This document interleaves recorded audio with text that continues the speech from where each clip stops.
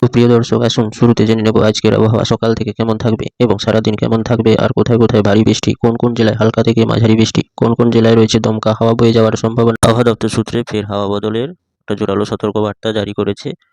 দেখতে পাচ্ছি স্যাটেলাইটের মাধ্যমে আমরা দক্ষিণ ভারতের দক্ষিণ প্রান্তে একটা নতুন করে ঘূর্ণাবর্ত সৃষ্টির জোরালো সম্ভাবনা তৈরি হয়েছে। এই নিম্নচাপটি বর্তমানে শ্রীলঙ্কার পার্শ্ববর্তী উপকূলে অবস্থান করছে এবং এটা গভীর নিম্নচাপে পরিণত হওয়ার সম্ভাবনা জারি করলো আবহাওয়া দপ্তর। তবে এর প্রভাব পশ্চিমবঙ্গ ও বাংলাদেশে কতটা পড়বে তা আগামী আপডেটে জানিয়ে দেওয়া হবে।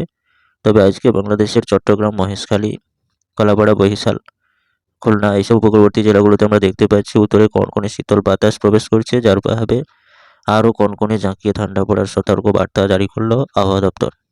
এছাড়া আবহাওয়া দপ্তর সূত্রে আরও পরিষ্কার জানানো হচ্ছে, মেহেরপুর, ঢাকা, কুমিল্লা, রাজশাহী, ময়মনসিংহ এইসব জেলাগুলোতেও কনকনে ঠান্ডা পড়ার সম্ভাবনা রয়েছে। আরও জোরালো ঠান্ডা পড়ার সম্ভাবনা জারি করলো কালাই, রাংপুর, রাজশাহী এবং ঠাকুরগাঁও এইসব জেলাগুলোতে। উত্তর বাংলাদেশের এবং সহ পুরো বাংলাদেশের আজ থেকে কনকনে ঠান্ডা পড়ার জোরালো সতর্কবার্তা জারি করলো আবহাওয়া দপ্তর সূত্রে।